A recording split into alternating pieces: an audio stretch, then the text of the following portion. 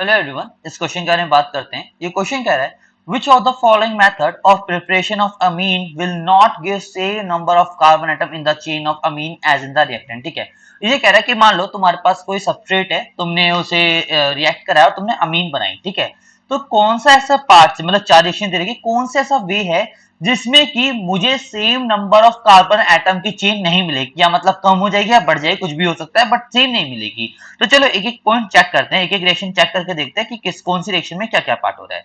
अगर पहला पार्ट की बात करूं, reaction of nitride with LiAlH4, मतलब कि मेरे पास नाइट्राइड दे रखा है, मतलब RCN दे रखा है, मैंने इसमें डाला LiAlH4, तो इसके अंदर होगा क्या, RCH2NH2 हो जाएगा। तो देखो सिंपल सी बात है, मेरे को दिख रहा है जितने नंबर ऑफ आर थे उतने नंबर ऑफ आर है, जितने नंबर ऑफ कार्बन थे उतने नंबर ऑफ कार्बन है। यहाँ पे कुछ तो घटा नहीं ना कुछ बढ़ा, तो मतलब इसके अंदर तो कार्बन एटम की चेन है वो तो क्या रहने वाली, कांस्टेंट रहने वाली, इसके अंदर चेंज नहीं होगी। तो मतलब मेरा ए ऑप्शन तो आंसर नहीं होगा, पक्की बात है। B part, reaction of amide with LiAlH4 followed by treatment with water. देखो भाई, अगर बी पार्ट की बात करता हूं, बी में कह रहा है रिएक्शन ऑफ अमाइड, अमाइड ले लेते हैं, RC double bond O NH2 amide ले लिया, मैंने इसमें डाला विद LiAlH4 LiAlH4, और साथ में मैंने इसका हाइड्रोलिसिस भी कर दिया बाद में। तो देखो जो ही रिएक्शन होती है क्या बनाती है, RCH2NH2 बनाती है। फिर से देखो, जितने नंबर कार्बन ऑफ चेन, जितने number of carbon atom are chain में होंगे उतने इधर होंगे, जितने CO में एक कार्बन है यहाँ भी कार्बन CH2 की फॉर्म में है, तो ये रिड्यूस हो गया, मतलब कार्बन के एटम की चेंज, कार्बन जो है यहाँ भी चेंज नहीं हुए, तो ये भी आंसर नहीं होगा।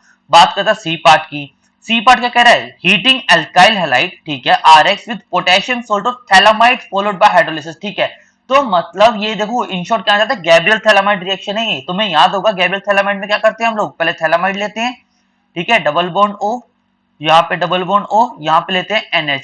आप लोगों को याद होगा पहले हम KOH लेते हैं, QH लेने के बाद क्या होता है, यहाँ बेंजीन रिंग, यहाँ पे डबल बॉन्ड O, यहाँ पे N, यहाँ डबल बॉन्ड O, यहाँ पे N।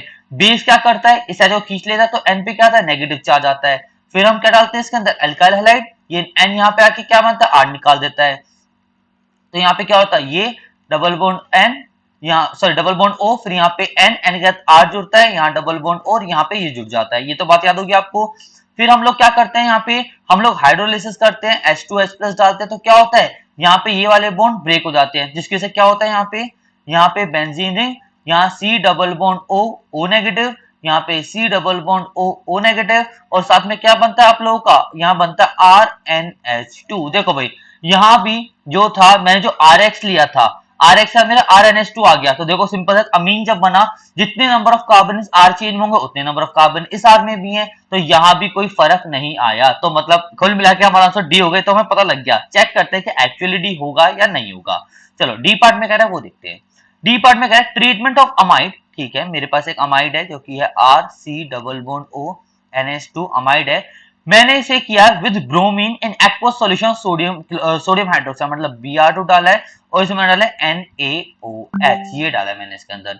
अगर आप लोगों को याद हो तो कौन सी रिएक्शन है, ये रिएक्शन है हमारी हॉफमैन ब्रोमाइड रिएक्शन, और इसके अंदर प्रोडक्ट क्या बनते हैं, इसके अंदर प्रोडक्ट बनता है RNH2 प्लस CO2, राइट। और अब देखो जरा, अगर प्रोडक्ट बनते हैं RNH2 plus CO2, main product होते हैं यहाँ पे, तो अगर हम देखें इसके अंदर, तो देखो यहाँ पे RC डबल बॉन्ड O था, लेकिन यहाँ पे सिर्फ RNH2 है, मतलब जो कार्बन जो था CO वाले ग्रुप में वो यहाँ पे नहीं है, वो CO2 बन के बाहर निकल गया है। तो इसका मतलब यहाँ पे जो मेन प्रोडक्ट बना ना, उसके अंदर नंबर ऑफ कार्बन एटम क्या है, कम है एज कम्पेयर टू जो हमने सबस्ट्रेट लिया था।